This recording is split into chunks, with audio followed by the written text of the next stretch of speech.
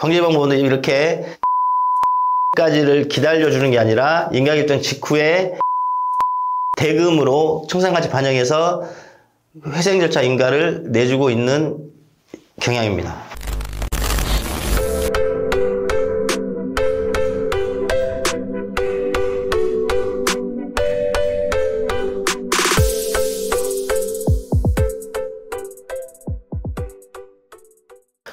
예, 여러분들 이번 시간에 광주지방법원 개인회생 최근 실무 변화가 어떻게 됐는지에 대해서 설명드리겠습니다. 예, 제가 전에 광주지방법원 개인회생 특징해서 제 사무실이 광주광역시에 있다 보니까 이제 이쪽에서 많은 사건을 좀 더 접하지 않겠습니까? 그래서 제가 광주지방법원이 다른 회생법원에 비해서는 좀 까다롭다. 그 다음에 기각률이 전국적으로 거의 1, 2등 한다. 여러가지 등등에 대해서 영상 올린 게 있습니다. 여기 관련 영상 올라올 거예요. 그런데 최근에 광주지방법원의 실무 변화가 약간 눈에 보여요. 근데 이제 이게 구체적인 문서로서 나온 건 아니고 또 제가 업무를 많이 진행하다 보니까 크게 좀 두 가지가 좀 눈에 보이더라고요. 그래서 오늘 두 가지를 말씀을 좀 드릴게요. 자, 첫 번째. 광주지방법원은 원래는 외부 개인회생위원이 없었습니다. 예전에는 외부 개인회생위원이 없으셔가지고 내부 개인회생위원이 선임되셔가지고 개인회생 신청 채무자들이 진행 절차를 할 때 회생위원님 선임 공과금이 부과가 안 됐어요. 근데 최근에 개인회생이 너무 많다 보니까 제 생각입니다. 여기에는 광주지방법원에서 개인사업자 개인회생에 한해서는 외부 개인회생위원님을 선임하기 시작했습니다. 그러면 뭐가 달라진 거냐? 개인사업자, 개인회생 신청 채무자들에 한해서는 개인회생을 진행할 때는 예전에는 공과금에 개인회생위원 선임 비용이 없었는데 지금은 개인회생, 개인사업자에 한해서요 15만원의 별도의 공과금이 발생되고 있습니다. 그러면 15만원 이제 이 변화 이거 하나고요. 이거는 이해되죠? 요새 너무 개인회생 많으니까 그 기존의 지방법원 내부에 있는 인원으로는 너무 이제 많은 사건을 처리할 수 없다 보니 개인 사업자 이분들에 한해서는 외부 회생위원으로 이렇게 돌리고 있습니다. 예, 업무를 빨리 처리하려고 선택하신 것 같아요. 광주지방법원에서. 네, 두 번째.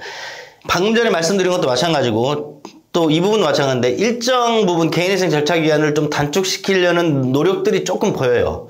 광주지방법원도 개인회생 절차 처리 기간이 전국적으로 비교해보면 긴 편입니다. 근데 요새 이제 인가결정 나오는 것들을 보면 변화가 좀 보여서 제가 이거 하나 말씀드릴게요.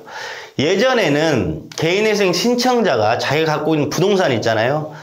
이거를 경매가 진행되고 있으면 낙찰을 받아서 채권자한테 안분 배당하고 그 개인회생 신청자, 그 부동산 소유자가 되겠죠. 이분한테 얼마가 남는지까지 정확히 확인돼서 청산가치에 반영한 후에 정확하게 변제 계획안을 확인해 보고 인가결정을 내줬습니다.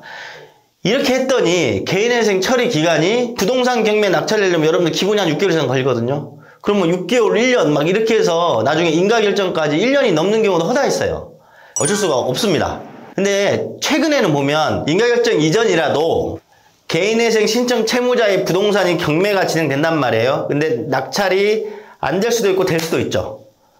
왜냐면 경매 사건은 시간이 오래 걸리니까. 그러니까 이걸 무한정 기다려주기가 어렵다 보니 광주지방법원에서는 가장 인접한 경매 낙찰일의 최저가 있죠. 최저가. 만약에 채무자 인가결정일이 5월 1일이에요. 근데 3월 1일 날 어떤 채무자 부동산이 3번 유찰돼가지고 최저 낙찰 금액, 그러니까 얼마부터 시작하는 금액이 있죠. 이게 1억이다 하면 이게 낙찰 됐는지 안 됐는지 확인하지 않고 그냥 1억만 청산가치에 반영해서 바로 인가결정을 내주십니다. 그러면 세 번째 집 한 번 더 유찰되면 또 몇 개월 지나가잖아요. 예전 같았으면 그랬어요. 근데 지금은 여기까지만 확인하고 그걸 청산가치에 반영시키라고 해서 청산가치에 반영한 다음에 인가결정을 내주십니다. 그러니까 광주지방법원은 제가 말씀드렸지만 뭐 서울이나 수원, 부산 회생법원처럼 크게 조직화되어 있지는 못합니다. 그렇기 때문에 여러 가지 회생법원에서 신청 채무자들을 위한 좋은 점들 아직 반영이 안 되고 있고 여러 가지 안 좋은 점들에 대해서 제가 저번에 설명드렸는데 광주지방법원은 이렇게 경매 낙찰 시까지를 기다려주는 게 아니라 인가결정 직후에 최저 매각 대금으로 청산가치 반영해서 회생 절차 인가를 내주고 있는 경향입니다.